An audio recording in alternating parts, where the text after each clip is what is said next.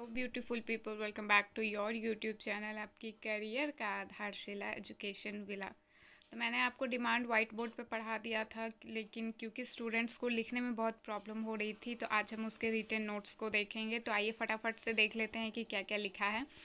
तो डिमांड के बारे में क्या लिखा है in economics. Demand is the quantity of good that consumer are willing and able to purchase at various price during a given period of time. कहने का क्या मतलब है, डिमांड एक क्वांटिटी है गुड्स की जो कंज्यूमर की चाहत और क्षमता है खरीदने की, जितनी भी उसकी प्राइस हो। And the relationship between price and quantity demanded is known as demand curve. फिर मैंने आपको बताया था कि demand depends on three thing. पहला तो डिज़ायर होनी चाहिए, दूसरा वांट और तीसरा परचेजिंग पावर होना चाहिए। मैंने एग्जांपल दिया था एप्पल 11 प्रो का। मुझे डिज़ायर थी ख़रीदने की, बस मेरे पास पैसे नहीं थे। मैंने नौकरी किया, मुझे पैसे मिले, मेरी वांट क्रिएट हुई एंड देन जाके मैंने उसे परचेजिंग पावर कर लिया, तो मैंने एप्पल 11 प्रो ख़रीद लिया। अब बात कर लेते हैं बहुत छोटे से topic, that is demand schedule and demand curve. तो हमारा डिमांड शेड्यूल क्या होता है? A demand schedule is a table that shows the quantity demanded of a good और service at the different price level. एक प्राइस लेवल पे एक consumer कितना डिमांड कर रहा है किसी भी क्वांटिटी के लिए, that is our demand schedule. And we are talking about now demand curve, a graphic representation of the relationship between product line and the quantity of the product demanded. It is drawn with price on a vertical axis of the graph and quantity demanded on the horizontal axis of the graph. तो demand graph क्या है, demand curve क्या है? जब हम demand schedule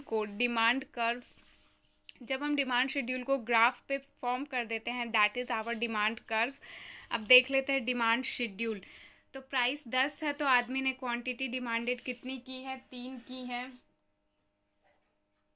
price 8 है तो 5, 6 है तो 6, 4 है तो 7 और 2 है तो 9। अब हम देख लेते हैं इसका ग्राफ कैसा बनेगा। तो इसका ग्राफ कुछ ऐसा बनेगा, थोड़ा सा ग्राफ मेसी है क्योंकि I am a left hander, तो इसका यही ग्राफ है। अब फटाफट से बात कर लेते हैं factor influencing demand curve.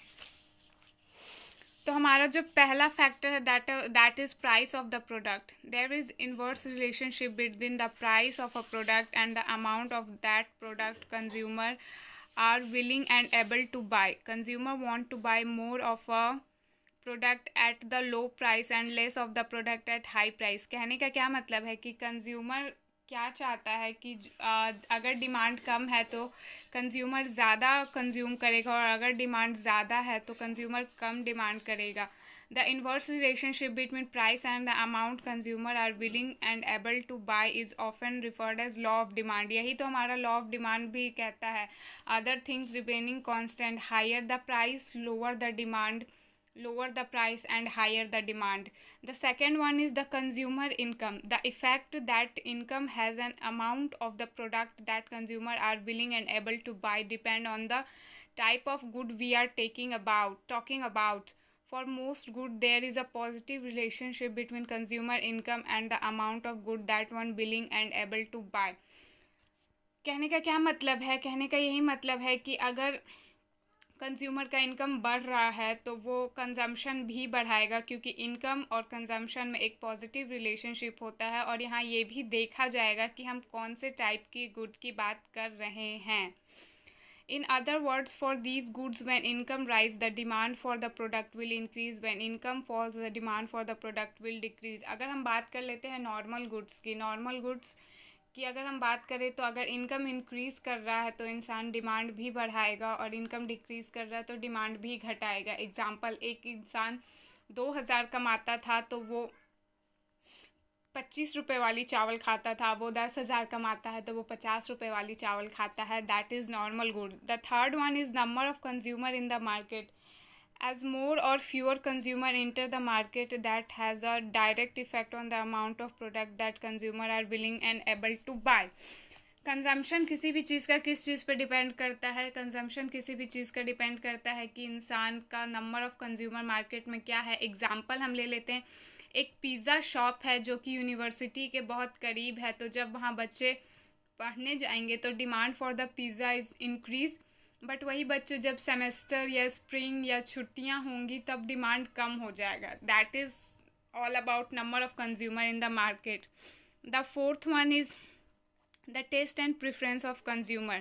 This is a less tangible item and still can be big important impact on demand. There will be all kind of things that can change one's taste or preference that cause people to want to buy more or less of the product. Taste और preference अगर consumer का change हो गया है then demand ज़रूर ही ऊपर नीचे हो जाएगा. अब बात कर लेते हैं एग्जाम्पल की. तो if a celebrity endorse a new product this may increase the demand for a product. अगर कोई भी सेलिब्रिटी न्यू प्रोडक्ट को का इंडोर्समेंट करता है तो उसका डिमांड बढ़ जाएगा. अभी मार्केट में जो सबसे करंट एडवर्टीजमेंट चल रहा है that is Tata play. Tata play का ऐड करते हैं सैफ अली खान एंड करीना कपूर खान. तो अगर कोई उनका फेवरेट है या वो किसी के फेवरेट हैं तो लोग टाटा प्ले को ज़रूर ही परचेस करेंगे. And the price of related goods as with increase the effect that is has on the amount that one is willing and able to buy depend on the type of good we are talking about. Think about two goods there are typically consumed together. Price of related goods क्या होता है? Price of related goods होता है कि अगर एक goods का दाम बढ़ गया तो हम दूसरे के कंजम्पशन में स्विच कर देंगे. मैंने आपको बताया था complementary goods and supplementary goods. Complementary goods are those goods which are consumed together. Example क्या है इसका? Petrol and car. तो आज के लिए इतना ही. आई होप आपको आज का सेशन पसंद आया होगा. आपको आज का सेशन पसंद आया तो प्लीज़ लाइक शेयर सब्सक्राइब करना ना भूलें. और आप अपना नोट्स वीडियो पॉज करके भी लिख सकते हैं और either you can take screenshot as well. So thank you for watching and have a nice day.